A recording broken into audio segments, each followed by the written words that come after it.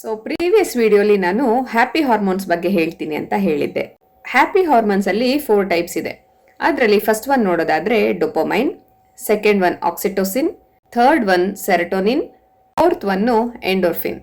So ಈ 4 hormones ಒಂದೊಂದು activities ಮಾಡೋದ್ರಿಂದ ಒಂದೊಂದು ಹಾರ್ಮೋನ್ಸ್ ರಿಲೀಸ್ ಆಗುತ್ತೆ. ಸೊ ಅದರಲ್ಲಿ ಫಸ್ಟ್ ಒನ್ ನೋಡೋದಾದ್ರೆ ಡೋಪಮೈನ್.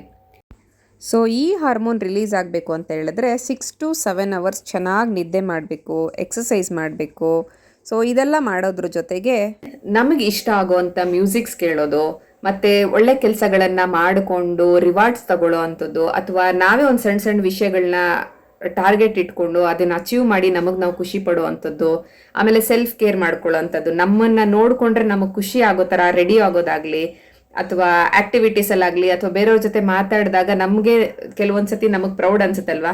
ಸೊ ಆ ಥರ ನಮ್ಮ ಬಗ್ಗೆ ನಮಗೆ ಹೆಮ್ಮೆ ಅನ್ಸೋ ಅಂಥ ವಿಷಯಗಳು ಮಾಡೋ ಅಂಥದ್ದು, ಸಣ್ಣ ಸಣ್ಣ ಹ್ಯಾಪಿನೆಸ್ನನ್ನು ನಾವು ಸೆಲೆಬ್ರೇಟ್ ಮಾಡೋ ಅಂಥದ್ದು, ಚಿಕ್ಕ ಚಿಕ್ಕ ವಿನ್ ಮೂಮೆಂಟ್ಸ್ ಏನಿರುತ್ತಲ್ವಾ, ಸೊ ಅಂಥ ವಿನ್ ಮೂಮೆಂಟ್ಸ್ನೆಲ್ಲ ನಾವು ಸೆಲೆಬ್ರೇಟ್ ಮಾಡೋ ಅಂಥದ್ದು. ಸೊ ಈ ಥರ ಆಕ್ಟಿವಿಟೀಸ್ ಎಲ್ಲ ಮಾಡಿದಾಗ ನಮ್ಮ ಬಾಡಿಲಿ ಡೋಪಮೈನ್ ರಿಲೀಸ್ ಆಗುತ್ತೆ.